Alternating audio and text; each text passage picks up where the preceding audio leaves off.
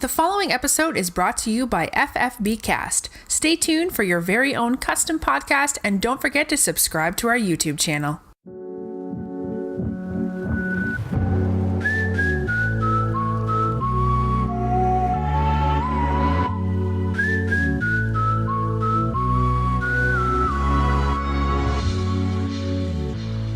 You're listening to the For the Win podcast, brought to you by FFB Cast. I'm your host, Ian Hayes. Today we're recording the Week 14 review. That's Week 13 and 14, aka Playoff Matchup 1. We're going to get into each matchup last week and this week. We're going to go over the point differentials. We're going to look at the points leaders and the standings. And we're also going to talk about some of the best available free agents for teams who might still be looking to make some changes. And we're going to get right into it. Thanks for listening today.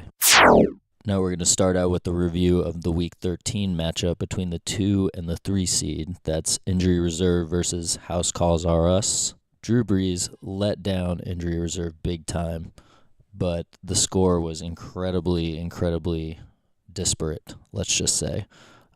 House Calls R Us scored 200.4, whereas injury reserve only put up 123.5. That was mostly due to underperformance from Brees, Eckler, Tyreek Hill, and Ridley, not to mention D.D. Westbrook. Now, this is going to be a tough hole for injury reserve to climb out of. Russell Wilson really put it on, as did James Conner. However, we all know what happened with that. So House Calls R Us certainly had to find something for Week 14 to fix that situation. We're going to take a look at that here in just a minute. But yeah, this was basically... aside from Phillip Lindsay on the injury reserve side, not much to write home about for him, which put him in that big hole going into Week 14. Now on to the Week 14 matchup.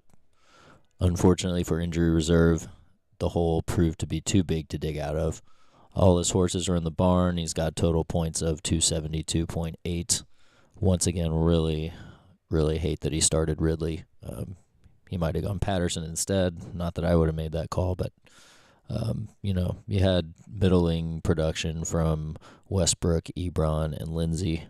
Once again from Brees, kind of let you down there.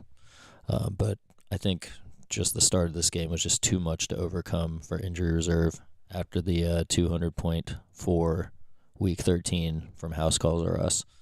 House Calls R Us has taken this matchup, and he doesn't even have all of his players reporting yet. He still has Russell Wilson and Stephon Diggs, as well as Bobby Wagner, to go tonight.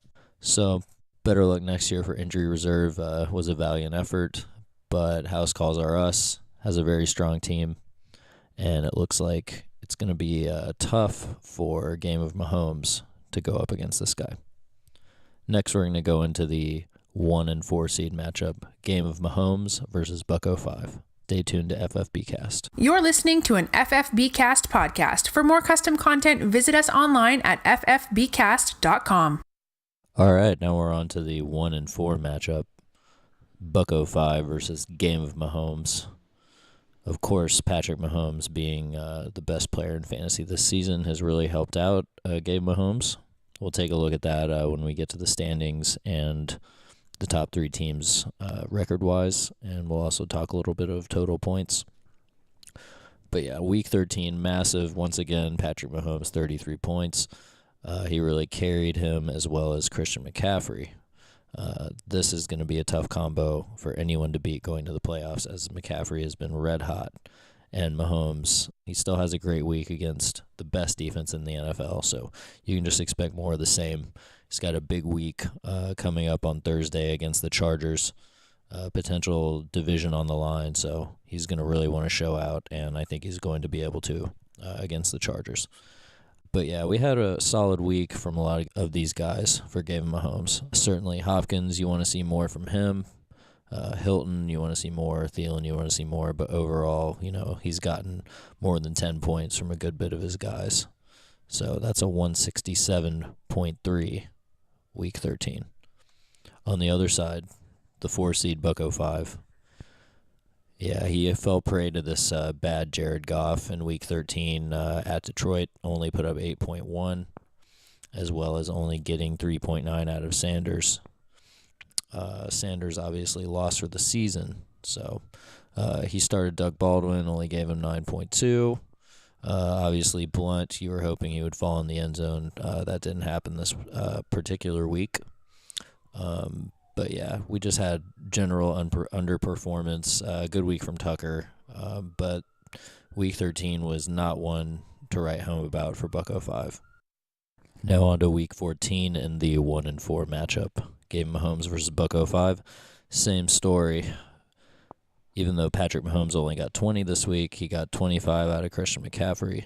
He got 18 out of Aaron Jones. That was much needed. 16 out of Kiko Alonso. And not really less than 10 from anyone else on his team besides the kicker. So really solid balanced scoring week. 29 from Juju, not to gloss over that whatsoever. Bucko 5 tried to switch it up with the quarterback. He started Trubisky instead. That didn't do him so well. Trubisky only got him 4.7, despite the fact that the Bears won handily versus the Rams. Trubisky didn't really help too much. Big days from Mixon and Edelman weren't really enough. He had a great day from his linebacker, Blake Martinez, 17.3 points from him. That's a great score for a linebacker. But yeah, just underperformance, less than 2 points from Golden Tate and Chris Godwin, respectively. Antonio Brown with only 6. You obviously are going to need a lot more from those guys in order to win. So the 1 seed moves on, as to be expected. Total points 333.5 to 231.1. So over 100-point victory. That's certainly decisive. And this team is definitely going to be a force to be reckoned with in the playoffs. And maybe he should consider not benching George Kittle during the championship matchups, which are weeks 15 and 16. Kittle absolutely went off. He had over 200 yards in the first half. I was looking at my phone trying to see if something was broken, if it was a mistake. But Kittle certainly showed out, and I don't see any signs of him slowing down. Next, we're going to do a little bit of preview for the Week 15 matchup, which is going to be between Game of Mahomes and House Calls Are Us. All right, looking ahead to Week 15, starting out with Game of Mahomes. You certainly love the matchup that Patrick Mahomes has. He's clearly the centerpiece of this team, and he's going to be going against the Chargers. That's probably going to be a high-scoring game. Both teams can really put up points, and they're going to be looking to win the division. So, clearly love the matchup with Mahomes. McCaffrey you love every week. He's going up against the Saints, but, even though that's kind of a tough matchup, McCaffrey proves that he can get it done in other ways besides just, running up the gut. So, you got to love McCaffrey. You don't like it so much for Aaron Jones. He's going to be facing Chicago. You saw what they were just able to do to the Rams and Todd Gurley. So Aaron Jones, obviously a great player, but you might want to think about getting away from him. We'll take a look at the bench and see. Adam Thielen must start every week. He's the number 2 wide receiver in fantasy in this particular scoring system, so don't see you not starting him. Juju, pretty much a must-start, and you gotta love the matchup that he has. He is going up against the Patriots. So, once again, I think the Steelers are going to have the bad taste in their mouth from last week, and they're really going to want to try to get back on the right side of things with Juju. And obviously, Patriots can put up points too, so it could be something of a points explosion, but we'll see. DeAndre Hopkins, he's actually playing on Saturday, going up against the Jets. That matchup does not scare you at all. Another team that lost this week and is going to want to keep things going for their playoff run, which is certainly coming up. I would certainly consider taking out Curtis Samuel and putting in George Kittle. Obviously, Samuel is sort of interchangeable with the rest of these wide receiver threes in Carolina. You also got DJ Moore as well as Jarius Wright. So I like the Mark Ingram against the Panthers play. I think that the Saints will try to keep the ball out of Cam Newton's hands here, and they will do that by running the ball with Ingram and Kamara. All right, so looking at the bench for Game Mahomes, obviously you're playing Mahomes over Rodgers. It stinks to have both those quarterbacks, but, applauds for being able to pull it off. Benching Hilton, I don't hate it. I don't hate benching White. His role is certainly diminishing. Kittle, I would try to get in there, possibly over Curtis Samuel, but it looks like most of the strengths of this team are already starting. So week 15 and 16, trying to clinch the championship with 11-1 record, and it's going to be tough to beat him. We will certainly see what House Calls Are Us has in store on the other side of the matchup. All right, House Calls Are Us, Week 15 preview. Let's see what we like and what we don't like. We certainly like Russell Wilson. He's going to be at San Francisco, a team that hasn't been terrible, but they certainly haven't been playing the kind of defense that scares you. Russell Wilson is coming on at exactly the right time. You like everything that that matchup presents, starting Russell Wilson. You certainly like Fournette against the Redskins. You certainly like Chubb. Chubb's going to be playing Saturday night against the Broncos. So, Michael Thomas. There's a lot of standout people on this team. Devontae Adams. If this breaks right for House Calls Are Us, he could stage an epic upset over Game Mahomes. Haven't seen any point projections yet for Week 15. But, judging from some of these matchups, Devontae Adams seems to be really the only one where you're kind of questioning, is he going to be okay? But he always seems to find a way to get it done week after week. On the bench, we see Dalvin Cook. And Dalvin is playing against the Dolphins, so I might try to consider getting Cook in there. You certainly don't hate the Dolphins matchup.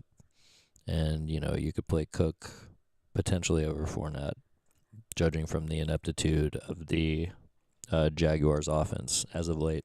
Cody Kessler under center is not doing them any favors. But, you got some options here. You got your waiver wire guys like Pettis and Jeff Wilson.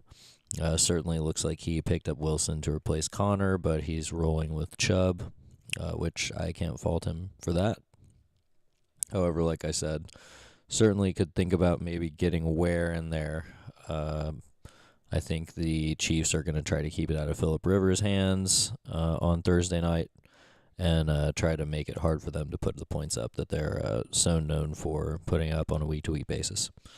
So that's just a little preview of what Week 15 looks like for House Calls Are Us. It's certainly going to be a very intense playoff matchup, and I wish both of them the best of luck.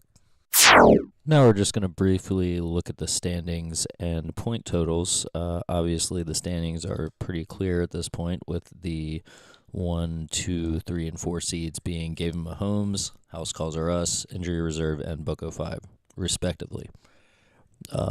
Looks like there was quite a glut in the middle of this league, so I'm sure some of the matchups going down to playoff time were pretty exciting. But what I noticed that was interesting about point totals was Brian's team has got to be mad because, he's got 1793.6 going into Week 14, and Bucko 5 has 1782.5. So Brian's team caught some unlucky breaks, only getting to a 5-7 record in the regular season. Certainly, if things had broken a little bit differently, Brian's team would be in the playoffs, but, that's the fantasy football cookie and the way it crumbles. Just a quick little free agent rundown now. Starting out with running back, I think everybody's pretty much set with their quarterbacks, but I'll take a look and see who's out there. Starting with running back, we got Doug Martin. He's the one that actually sticks out to me. He's scored a touchdown in the past 3 weeks. You certainly don't feel great about starting anyone on this Raiders offense, but if you need a running back in a pinch, then I would certainly consider adding Martin. Dion Lewis doesn't interest you too much, neither does Theo Riddick. Derrick Henry's still out there. I don't know why you wouldn't want 4 touchdowns and over 200 yards on your team, but I kid. You can't trust him week to week, and everybody knows that. But yeah, other than that, I don't really see much I'd be interested in. Naheem Hines, perhaps Stephen Ridley. But yeah, it looks like everybody's pretty solid with the running backs they have, and this league is, you only start 2 at once anyway, so the position isn't maybe quite as deep or, needful as in other leagues. And going to wide receivers, it looks like there is not much out there at all. This is certainly a wide receiver heavy league, but you could certainly think about Chris Connolly. You could think about Tyrell Williams. You could think about Ryan Switzer. Wouldn't want to necessarily, but those are just some of the names out there. Evan Ingram certainly looked good. Cameron Brate caught a touchdown this week. Jameis certainly loves him, so you're looking to interchange a tight end, perhaps Brate would be a good place to look. And real quick to quarterback, I don't see anybody terribly interesting, but you like Dak Prescott, you like Baker Mayfield. He has a great matchup in Week 16 at Cincinnati. I'm sorry, against Cincinnati at home. So you love the Cincinnati matchup. I think Baker could really carve them up. I see Lamar Jackson out there, but once again, everybody's only starting one quarterback. So probably neither here nor there for this particular league's discussion. So once again, thanks for listening to the FFB podcast for the win special edition. This has been Ian Hayes, your host, and I will see you next time. Best of luck in the playoffs, and go get those points. That concludes this episode. Follow us on Twitter at FFBcast and email your questions to ffbcast@gmail.com. See you next time for more fantasy greatness.